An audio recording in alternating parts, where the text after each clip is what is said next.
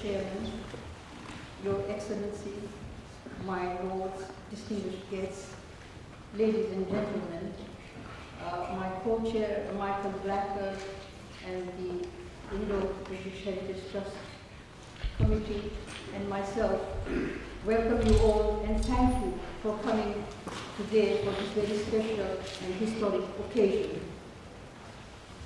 The Indo-British Heritage Trust was established to mark the 400th anniversary of the Indian-British relationship. In 1614, Sir Thomas Roe was appointed the first English envoy to the court of the Mughal Emperor Jahangir in Ajmer by King James I. By a happy coincidence, in the same year, a young Indian was brought to England by the chaplain of the East India Company, and he was trained to study Christianity, Latin, and English, and in 1616 was baptized in the city of London, and the name Peter was personally given by King James I. There is a most beautiful mural in the Houses of Parliament that commemorates this episode, which was unveiled by the then Prime Minister Stanley Baldwin in 1927. It is of such historical significance that it deserved a special attention. Thus, the 400th anniversary project was conceived. The history of the British in India, of course, before partition, includes the history of Pakistan and Bangladesh. Is fully documented, whereas the history of Indians in Britain remains neglected. Today's debate is just about a series of events in redressing the balance. No history of the British Empire is complete without the history of the people of the empire in Britain. As a school child, I used to learn the glory of the British Empire, and outside school I used to campaign for the British to get out of India. But I never thought that one day I would be putting the mighty empire on trial of all places in the Supreme Court of the United Kingdom. So all I have to say is let the battle commence. Thank you.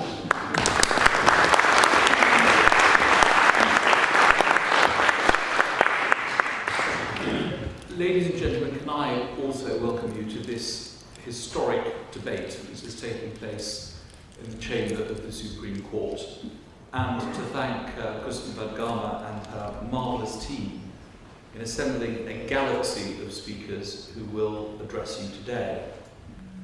I suppose people, if they looked in through the windows of this historic building, would think it very odd that while the rest of the country and the world are talking about Scotland, we are having a debate about India. But I think it is essential that we have this very important debate. And I want to thank you for allowing me to chair it. My parents, if they were alive today, would be in awe of the fact that I was sitting in the seat of the President of the Supreme Court of England and Wales. At the end of the debate, I may take the seat with me. I will be clinging on to it to the very end, because it's a lifetime's ambition for a once unemployed barrister. Now, the motion before the House today is that this House believes that the Indian subcontinent benefited more than it lost from the experience of British colonialism. And like the best editions of Question Time, we are going to start with a vote.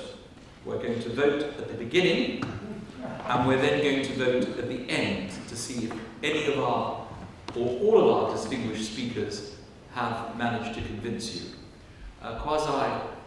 Martin, as a former parliamentarian, and I would love it if this happened in the House of Commons, so we could see whether debates had any influence over the votes of those who were present. And can I see, and I'll remind you of the motion, that this House believes that the Indian subcontinent benefited more than it lost from the experience of British colonialism. Can I see those voting aye, those voting yes? Please raise your hands. Those voting no, those against the motion, please show. Okay, so could I please have, from this side, those voting aye? 32. 32. Those voting no? 25. 25. So at the moment the ayes have it. 25, is that? Yeah. 25. 32 to 25. We will then do a head count later on to see how many abstain. Ladies and gentlemen, the first proposition is going to be put by Nilofer Bhatia. There will be bells rung to indicate 4 minutes are up, and then a very loud bell when 5 minutes are up. This isn't a division bell, it isn't a fire bell, it is directed towards the speaker. So the speaker will have 5 minutes, but she'll be warned after 4 minutes that it's time to come to an end. The microphone will automatically pick up your voice. It's very sophisticated now. Thank you. So, ladies and gentlemen, the first proposer of the motion, for the motion, Nilofer Bhatia. Please welcome her.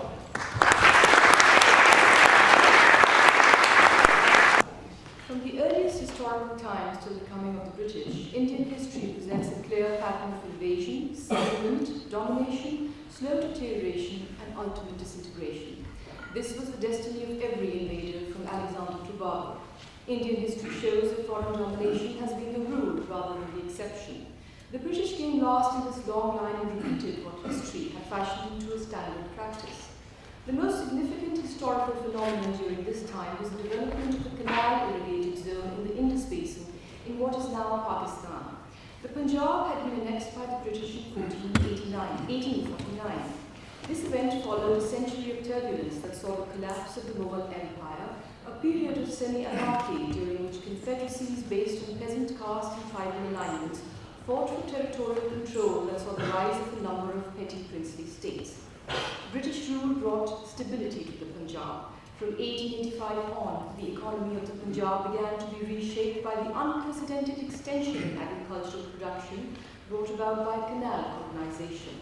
In the western Punjab, what is now included in Pakistan, the emergence of a hydraulic society combined with extensive irrigation schemes in the neighbouring province of Sindh led to the establishment of one of the largest irrigation systems in the world.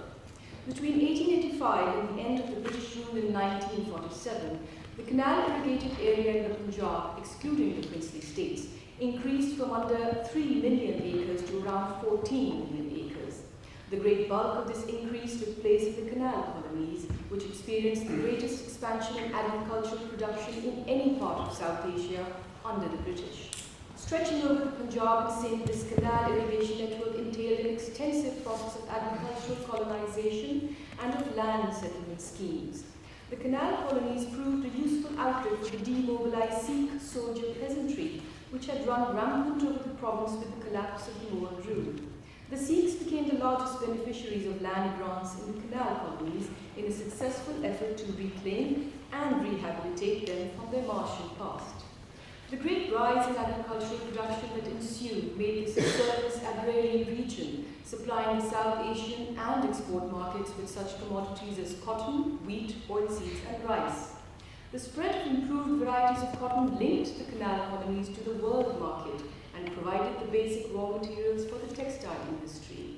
The accompanying rise of market towns reflected the expansion in trading activity as well as the beginnings of agro-processing with such enterprises as cotton ginneries and wheat flour mills. The Punjabis went on to contribute manpower and logistics support for imperialism's conflicts, with about half the British Indian Army recruited from the Punjab. Thus, the military became an important source of employment for Punjabis. The Punjab bourgeoisie had little reason to be alienated from British rule. Such was the weakness of dissent that even in the 1940s, there was not a single nationalist politician of all India's stature from the Punjab. The enfranchised peasantry did not turn to nationalist politicians, but voted for its landlord nominees in the Punjab National Unionist Party, that comprised of a cross-communal caucus in the Punjab Legislative Assembly. The influential elements of society appeased not with words or titles, but by the grant of valuable economic resources. In the space of 50 years, Punjab was transformed into one of the most important areas of commercial farming in Asia. The rural populations of the Punjab benefited from the more favourable ratio between land and man, and many thousands migrated to the canal colonies in response to the new labour opportunities. The extension of the agrarian sector in the Punjab refutes the argument that imperialism had a destructive impact on the subject economies, for in colonial Punjab the state attempted and achieved change at multiple levels. The Pakistani Punjab, where these canal colonies are situated, still depends predominantly for its agrarian viability on the irrigation schemes initiated during the past century. Today, the agriculture sector employs 45% of the labour force and contributes 57% in total export earnings and accounts for more than 22% of the GDP. The textile industry, also dominated by the Punjab, is the largest manufacturing industry of Pakistan and has traditionally, after agriculture, been the only industry that has generated huge employment for both skilled and unskilled labour. This is truly a hydraulic society where patterns of dominance and subordination are pervaded by the fact that the water that sustains cropping comes not from the heavens, but through human agency and human control that came to be exercised more than a century ago when the new agrarian frontier came into existence under the British colony. Thank you very much. Thank you, Dylan. Thank you. Our next speaker is William Dalrymple, who will be the first speaker opposing the motion. Please welcome him.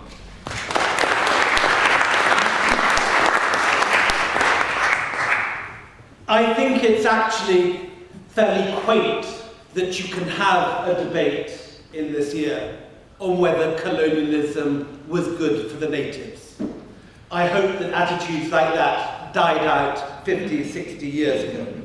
I wouldn't dispute any of the details of the hydraulics of the Punjab that we've just heard. But if you take the long view of history, the simple fact remains that for 95% of world history, India and China, between them, have dominated the world economy. As early as the time of Strabo and Nero, you have embassies from the West pleading with the spice exporters of Tamil Nadu and Kerala about their balance of payment problems. The gold of the Roman Empire hemorrhaged towards India. This continued throughout world history. In Milton's 16th century, 17th century England, when he was writing Paradise Lost, trying to picture what the future achievements, the wonders of world mankind would be, Milton has Adam taken by God on a tour of the cities of Mughal India, Lahore, Agra, and Delhi. It was, for a man of his generation, a tour of the future wonders of what mankind was possible. The equivalent today would be a helicopter ride over Manhattan or perhaps Shanghai. So far ahead was Chola, Pallava, Sultanate, Mughal India over anything in the West, that it's impossible even to consider this motion seriously without realizing how far behind the West was for 90% of our history. You have today in the colour supplements those little adverts, give £10 and help Sita recover her sight.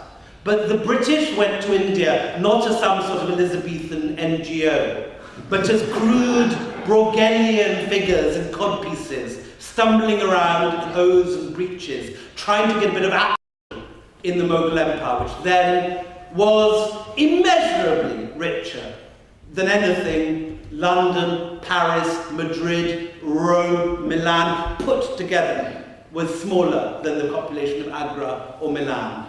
2.5 million people in Agra at one point, 1.5 million in Lahore. These were the vast megacities of their day, growing at the speed that we see Shanghai growing today. These enormous, rich, wonderful empires. Here's Antonio Montserrat, a Jesuit arriving for the first time in Agra. This city is second to none in Asia or Europe. With regards to size, population or wealth, it is crowded with merchants who foregather there from all over Asia. This was the pattern through 9/10 of world history. It ends, quite simply, with the advent of European colonialism, not just the British, but the French, the Portuguese, the Dutch too. Following Vasco da Gama's discovery of the sea route to the Indies in 1498, the hemorrhage begins. Colonialism from Europe began and ended with the gun. The bombardment of Calicut with Vasco da Gama, the eruptions in Bengal of the Portuguese and the British, the French in Pondicherry, it is done by violence. The reason we were able to do it was our mastery of cannon and artillery, not because we were a superior civilization. And we drained India, and the money came back to Europe. Alone, one man, Clive, brings the largest personal fortune made in Europe in the 18th century back to England as the benefit of one battle, Plassey. The entire wealth of Bengal, Murshidabad, then the richest country in the world, drains back to Shropshire. Alexander Dow, a contemporary, says the balance of trade was against all nations in favour of Bengal. It was the sink where gold and silver disappeared without the least prospect of return. Bengal was one of the richest, most populous and the best cultivated kingdoms in the world. We may date the commencement of its decline from the day under which Bengal fell under the dominion of foreigners.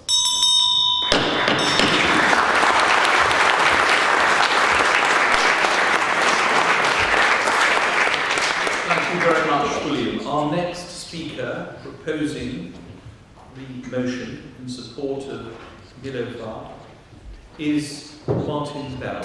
Please give a very warm welcome to Martin Bell.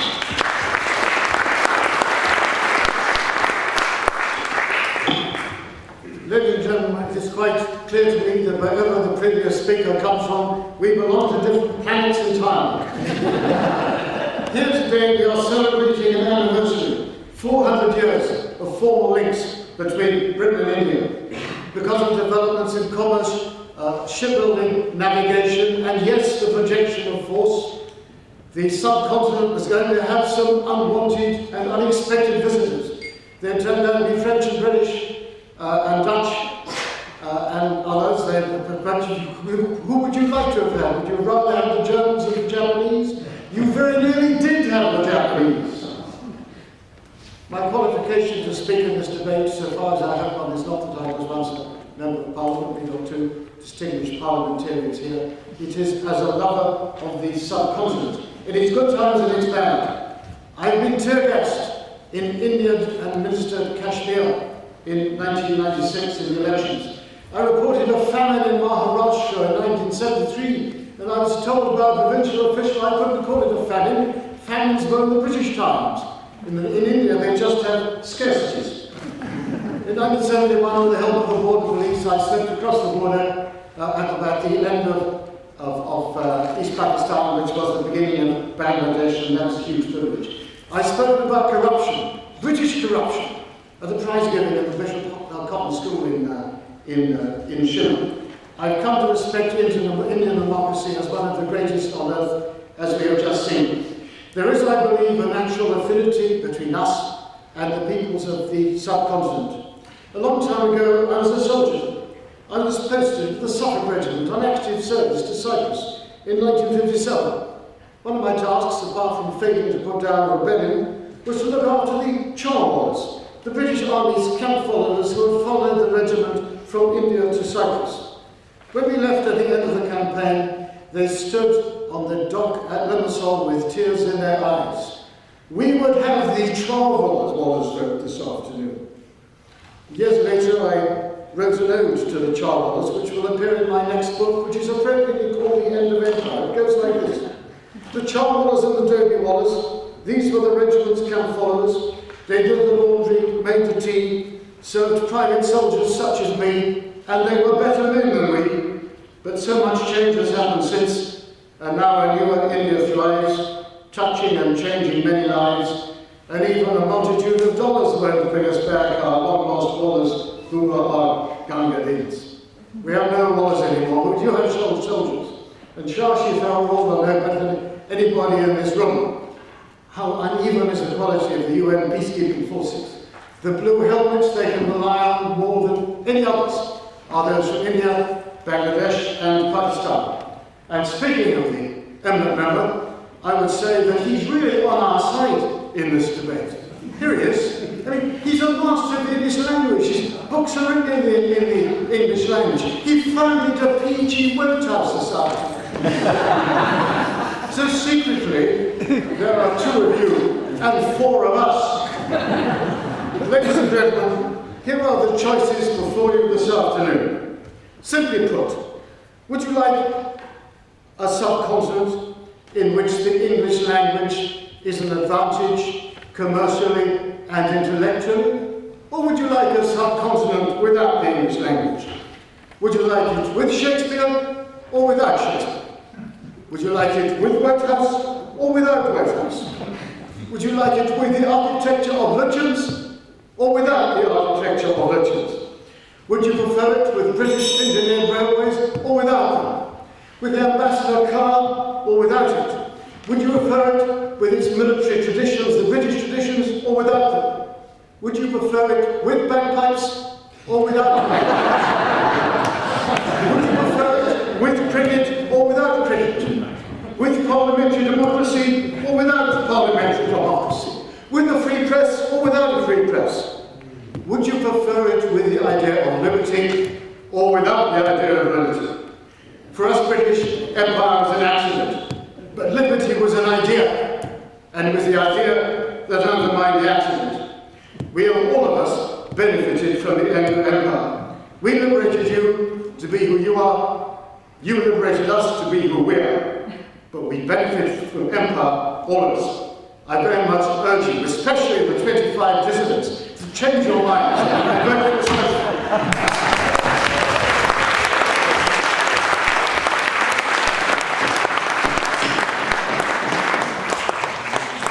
Thank you very much, Martin Bell.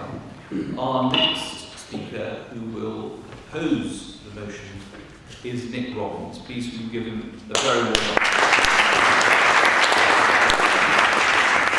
Thank you very much, Mr. Chairman. Just one clarification. I no longer work for HSBC. The one thing I learned from working for that company is HSBC stands for How Simple Became Complex, which I think is the story of our debate today. So we should rightly celebrate the 400th anniversary of formal relations between Britain and India, but we should strenuously oppose this motion. For just over half this period, relations was based on free exchange between nations. The tragedy was the 190 years from 1757 to 1947, when Britain turned from trader to conqueror. For most of imperial rule, per capita incomes in India were flat or falling, as its economy was contorted to serve the interests of Britain. The world-renowned textile trade was crushed, with the British Governor-General William Bentinck remarking in 1834 that the bones of the cotton weavers were bleaching the plains of India. Opium became one of India's leading exports, illegally smuggled into China to pay for the tea trade. And it had all started so well.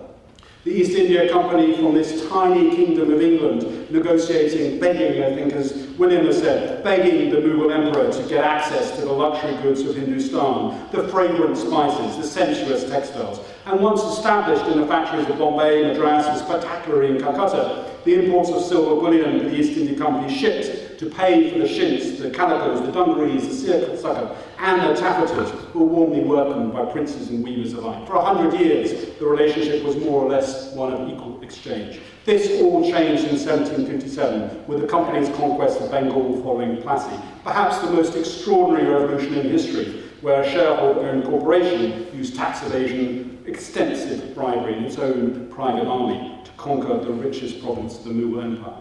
You don't need me with my 21st century perspective to tell you about the damage this did to India and its peoples. Listen to that great Scot, Adam Smith, who in his economic masterpiece, The Wealth of Nations, denounced the impact of colonies and monopoly corporations on human progress, particularly in India. In fact, adding a new section to his book to denounce the East India Company. Listen to that great Irish apostle of modern conservatism, Edmund Burke, who attacked British rule in India with the same venom with which he opposed the French Revolution and was the first person to identify the drain of wealth from India to Britain. And finally, take heed to the liberal English politician John Morley, Secretary of State for India in the early 20th century, who opposed the erection of the statue to Robert Clive, the victor of Plassey, outside what is now the Foreign Office, just a few yards from here. Morley argued that it would be much less trouble for all concerned if Clive had lost at Plassey.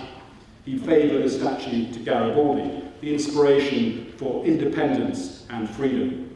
In sum, British rule in India started with the Bengal famine in 1770, in which 1 million died, and ended with the Bengal famine of 1943, in which 3 million died.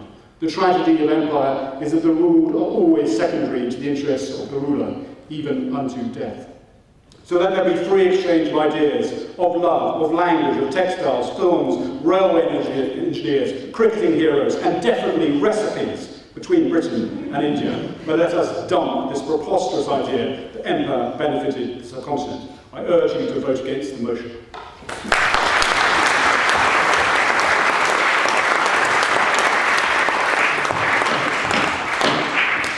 Thank you very much. Thank you very much. Sorry.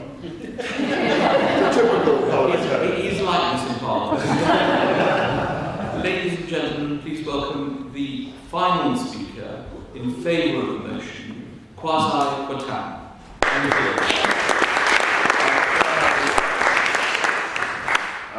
Now, I'm very pleased to finally get my word in, as it were. I've been called late to the debate, but I've enjoyed many of the contributions. In fact, Mr. Dalrymple suggested that in 2014 it was ridiculous to have this quaint debate, as I believe he called it. And I thought in 2014 it was particularly interesting to see an anglicised Scot, who I thought would be spending time trying to save the Union, debating almost as a sort of quasi-Marxist against the idea that the British Empire or colonialism benefited India. What struck me particularly about his argument that I enjoyed and was rather sort of bemused by was the fact that no, the British Empire wasn't any good, but the Mughal Empire was so marvellous and so rich and wealthy. So he was sort of using imperialism to argue against imperialism, which I thought was a very interesting move. Well, of course, the Mughal Empire was splendid and glorious and wealthy, but no one is suggesting that if it had been perpetuated and lasted till the 20th century, that it would have benefited India in any way as greatly as the British Empire's contribution and the gift of the English language has benefited India today. The Mughal Empire was not known for its democratic and humanitarian ideals. And to suggest that if it had been sustained in some alternative universe, that India would now be a much happier and more glorious and prosperous place, I think is, for such a distinguished historian, a little misguided. One of the things that fascinated me about this debate, and I suppose that given our age and experience, given other people's age and experience, was the fascination with history. All we ever talked about was history. We were talking about 1757, we were talking about 1943, we were talking about the Mughal Empire, we were talking about Milton's London. But of course, the main thrust of the case for the proposition is the future, is modern India.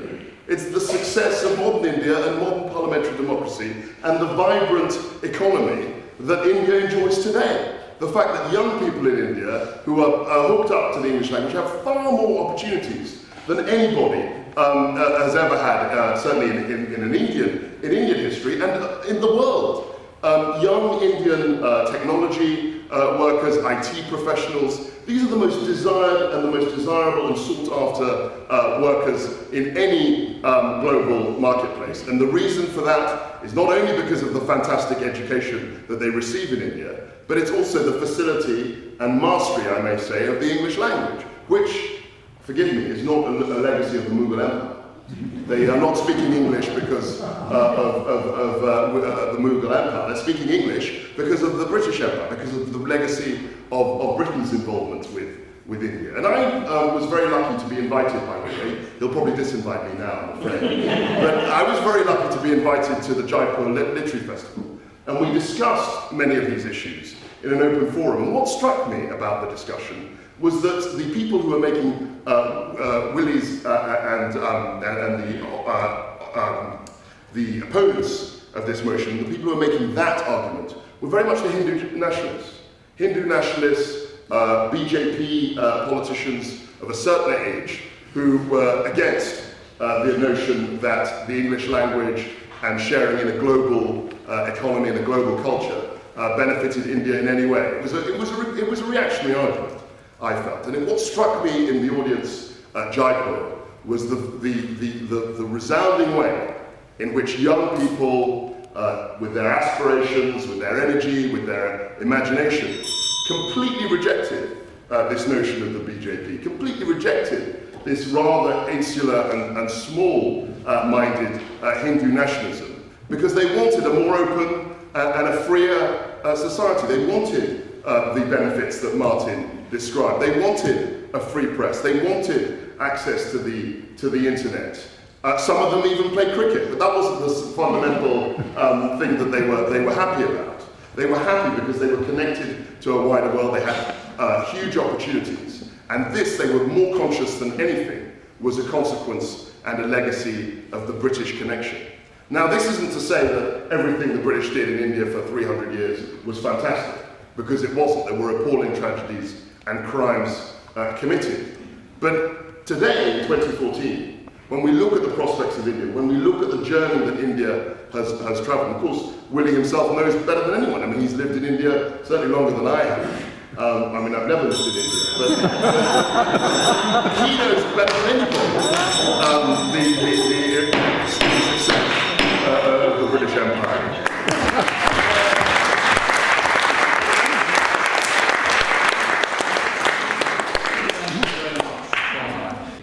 Our final speaker is Shashi Tharoor. We're very pleased to welcome him.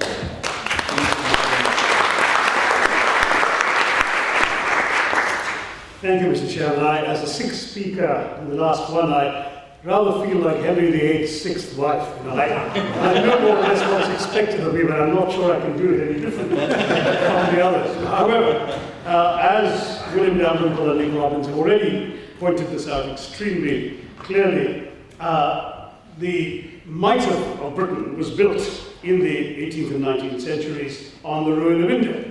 And essentially, when India went from 23% share of the global economy in the early 18th century to less than 4% when the British left, the reason that happened quite simply was because Britain's industrial revolution was built on the deindustrialization of India, the destruction of Indian textiles, their substitution by manufacturing in England, using Indian raw materials and exporting the finished products back to India.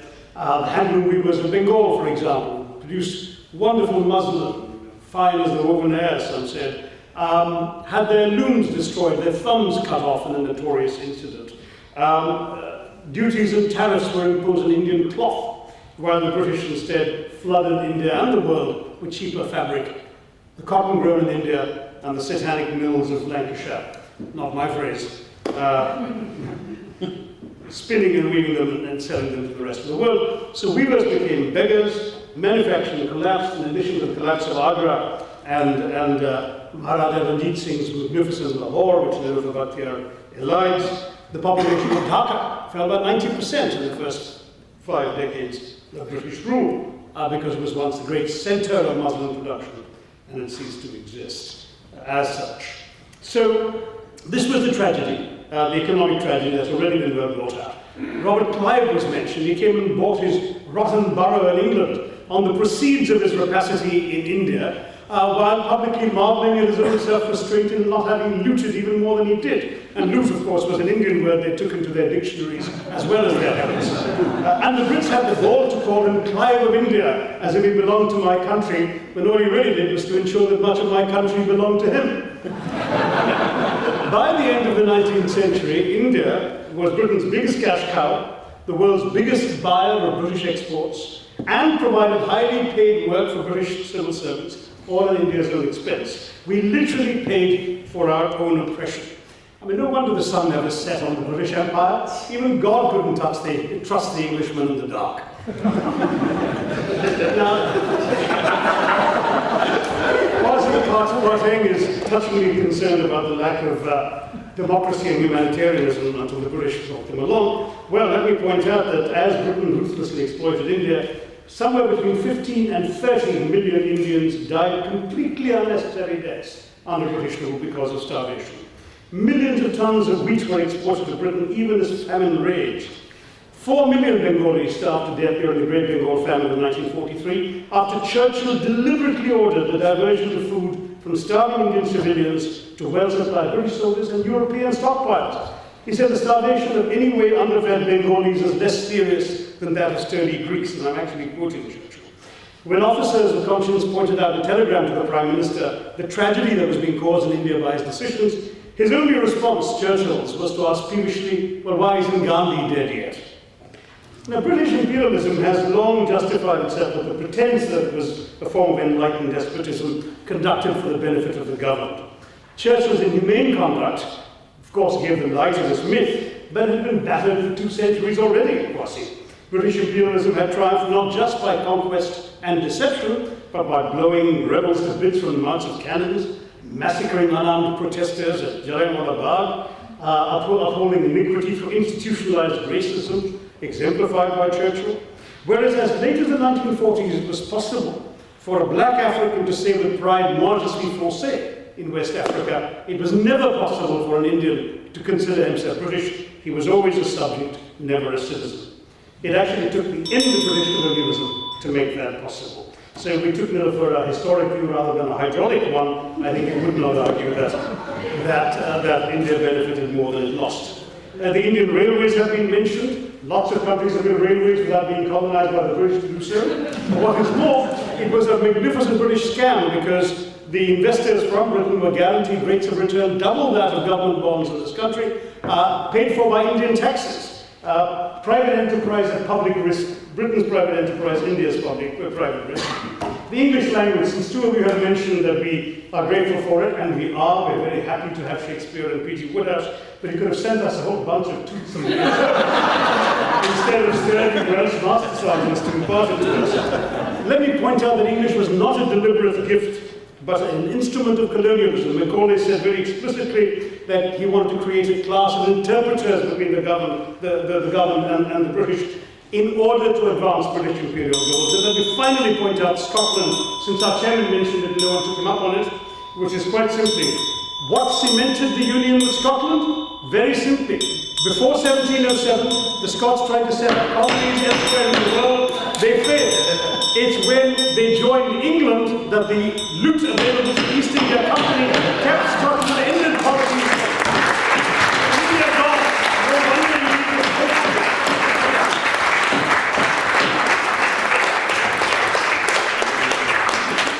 You see why they call him the hammer of Aloxara. I think a collective round of applause for all.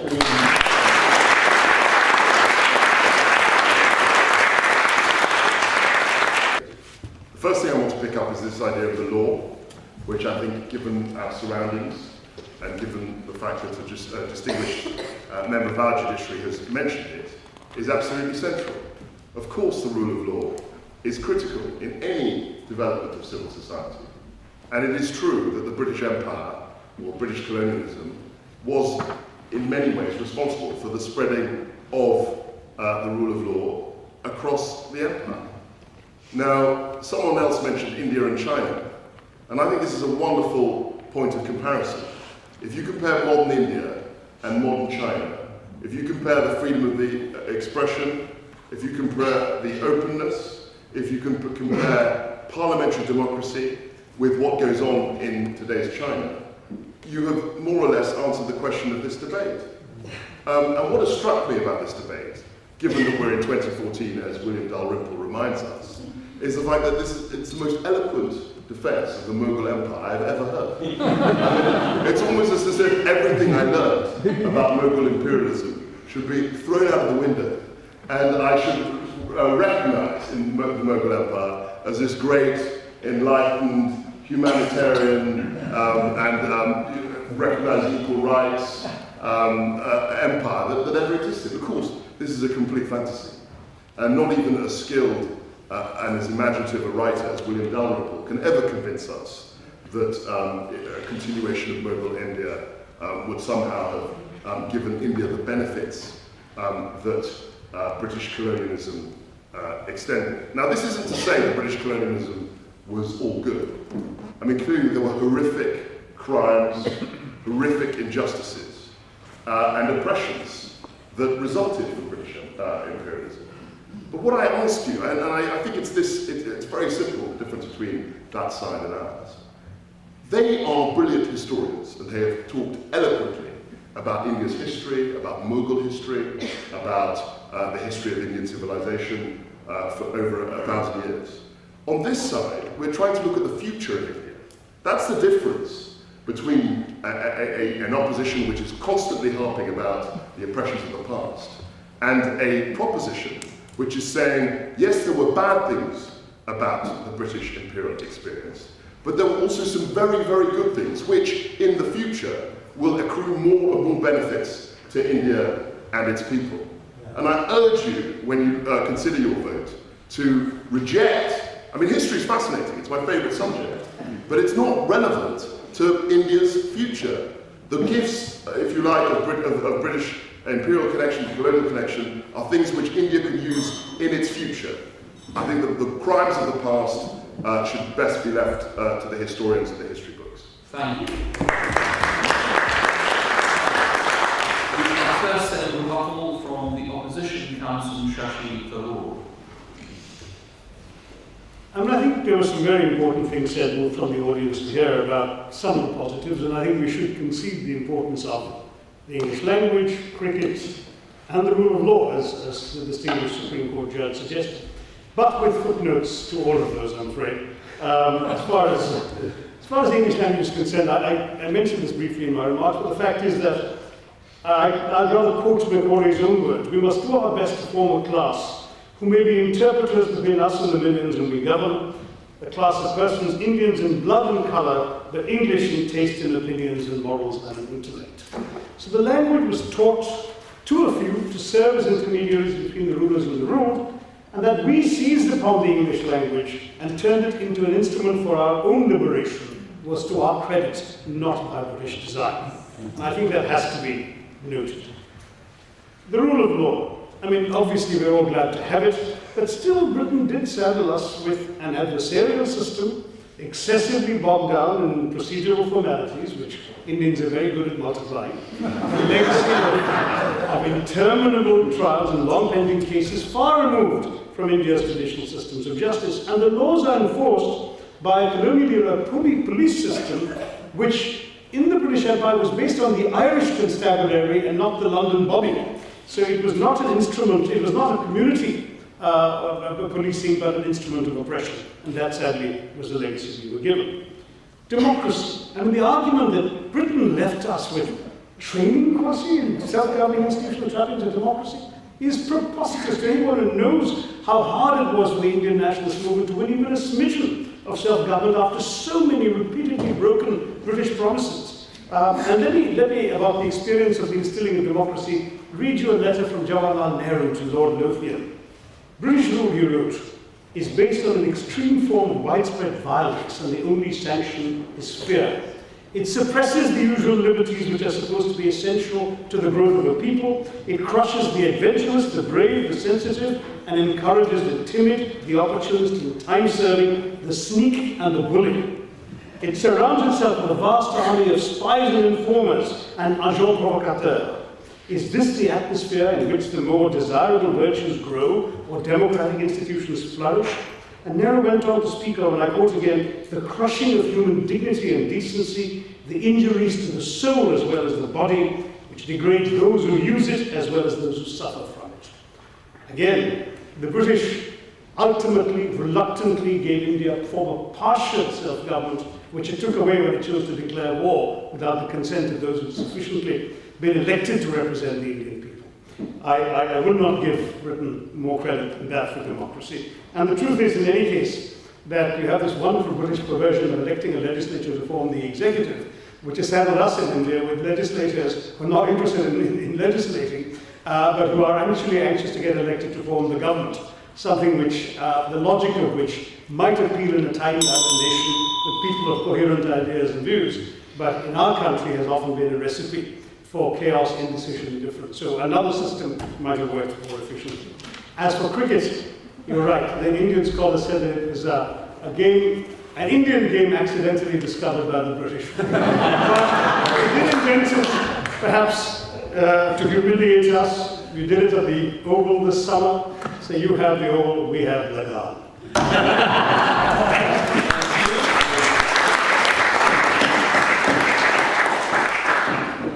Thank you. Right. Yes, Martin Dow. Mr. Chairman, my Lord, if only your magnificent mastery of the gathering could be emulated in the House of Commons. I've never addressed a gathering with such a distinguished audience. Outshone the panel, easy in my case. Thank you very much for all your contributions. And yes, you were right about the rule of law. And we on our side, we are not defending the indefensible. Especially Churchill's Indian phase was especially reprehensible. But we are the cheerful side. We are celebrating. We are not the side of the whinging footnotes. We've got something to celebrate. We're celebrating 400 years and all that's come out of it.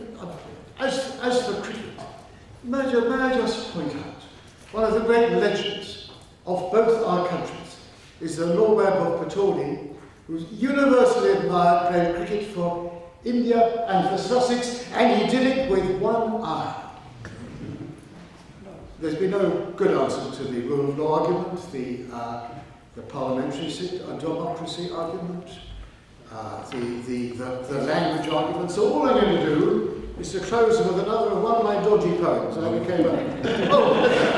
haven't even mentioned Kipling. Do you want India with Kipling or without Kipling? I think we'll allow Martin his poem.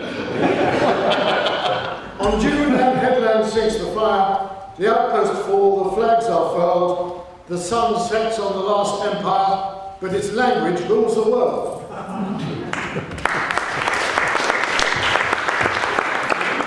And now we go to the other side, and we're going to hear from Nick Robbins, who is going to speak against. I want to remind you of the motion. This House believes that the Indian subcontinent benefited more than it lost from the experience of British colonialism. Nick Robbins. Thank you, Mr. Chairman. I think one of the things in this debate is very clear there is an extraordinary mutual affection between Britain and all the parts of the subcontinent. Nehru, when he was sitting in British jail during the 1940s, was writing wonderfully about William Jones, whose actually monument in St. Paul's actually has the Sanskrit Manu on his tomb. So I think we should recognise our mutual affection, but that shouldn't blind us to the evils of empire. In terms of some of the strengths of India, not all India was degenerate, as James Mill said in his disgusting history of India. The strength of the weavers, much stronger in India, much better rights, much better able to gain the produce of their labour in late 18th century India than in Britain, where all the rights were being removed. The comparison between India and China is a very interesting one because, of course, it was Bihari opium grown under East India Company monopoly, which was used to break the Chinese empire. Recently, when I was in China, looking at the impacts of opium, in China, the 100 years from the Opium Wars until 1949 are called the 100 years of national humiliation. There is a museum to national humiliation and opium outside Guangzhou, where you have fierce Chinese workers smashing chests of Indian opium. And one of the people in China asked me, does India have museums of national humiliation? As though actually the same reaction should have come in India. And of course we had this mutual love and affection. So what else? Where else could we have had? Well, we could have had Thailand, one of the very few countries which wasn't colonized. It has its own internal problems, but certainly a lot more prosperous than India. English. Well, I think we actually have to look to the Netherlands, because they speak English much better than anybody. And they didn't have British colonization. In fact, it was the other way around. And unfortunately, Kwasi, in talking about the future, you are evading the subject. This debate is about the past. This House believes that the Indian subcontinent benefited more than it lost from the experience of future colonialism. And in that sense, I would look to Meghna, the champion of the future, and vote against this motion.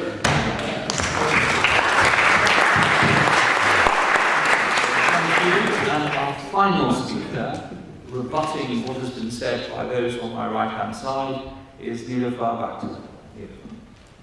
By the end of Queen Victoria's reign, some 300 million Indians were ruled by barely 1,500 administrators of the Indian civil service. There were perhaps 3,000 British officers in the Indian army.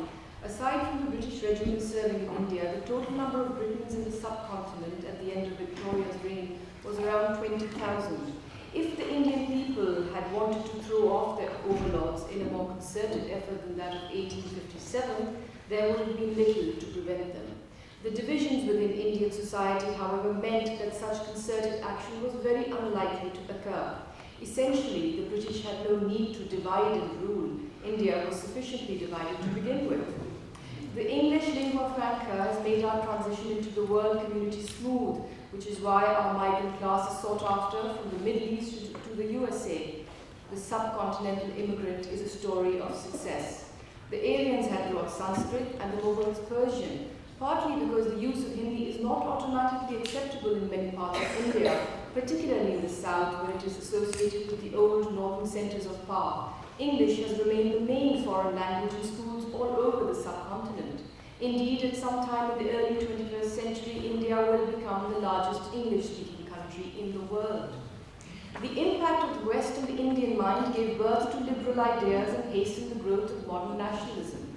In fact, leaders who had had no Western education were condemned by a majority of Indians as undemocratic or reactionary. For example, the Hindu Mahasabha, the Jamiat al-Ulama, and the Jamaat-e-Islami leaders. India took what it wanted from the imperial experience, often adapting institutions and systems to its own needs. Cricket, the sport of the conquerors, is played and followed far more fervently and by many more people in the subcontinent than in England. No other activity has been so unifying and egalitarian as this quintessentially imperial game, which provides emotionally powerful links and friendships. The use of English is the language commonly used in administration, politics, novels, poetry, journalism, and much else throughout the subcontinent is a powerful bond, while the common law system is used, which is based on English common law. The foundations of explosive growth in modern times were thus laid down by the reforms of the British, so that even today, despite the continuing evidence of widespread corruption, governments of the subcontinent still accept the verdict of the voters when they go to the polls. Although it has been subjected to intense political pressure, the judiciary has, on the whole, retained a reputation for independence. The armed forces still bear traces of the British training and discipline that characterized the old Indian army.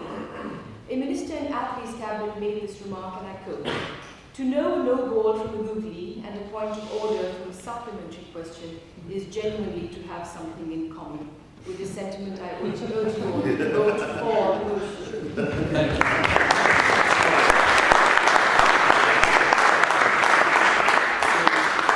Has now closed the case for those who support the motion, and closing the case for those against is William Dalrymple.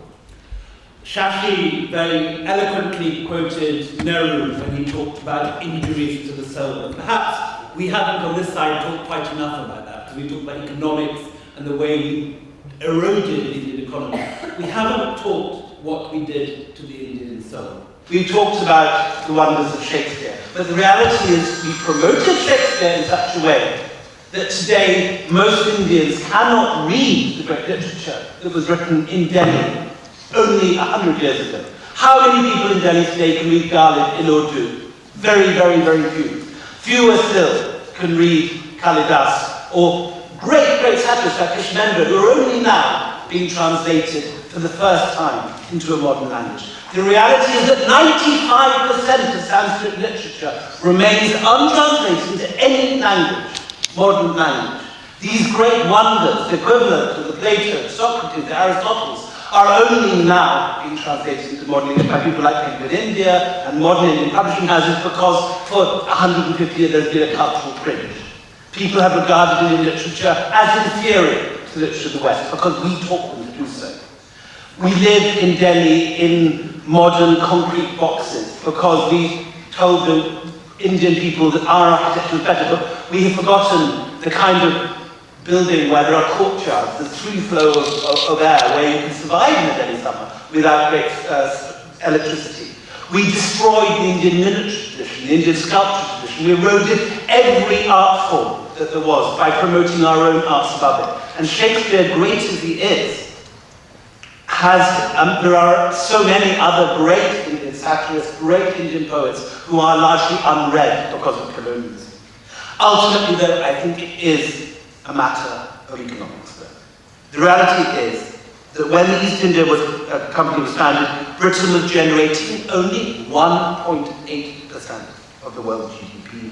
India was producing 22.5%. In 1870, at the peak of the Raj, Britain was generating 19.1%, while India had been reduced for the first time to that of a third world nation, a symbol of global famine, poverty, and deprivation. We took away the literatures, we taught you to despise your culture, and we impoverished you. Today, we are beginning to return to the sort of world that Strabo recognized at the time of Rome.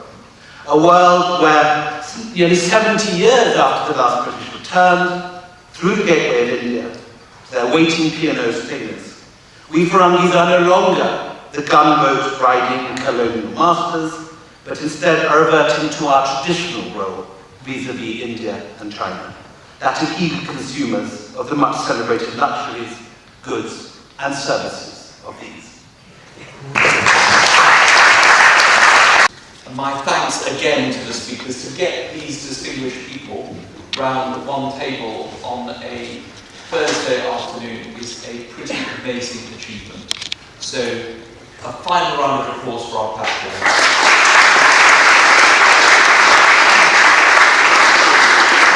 All right. Could we have the figure of those in favour of the motion? 26. 26. Down from 32.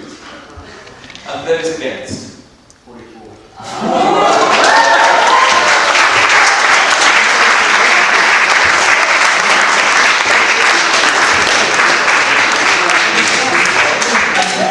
The motion is lost. Now, can I finally thank Air India for their support for this amazing event?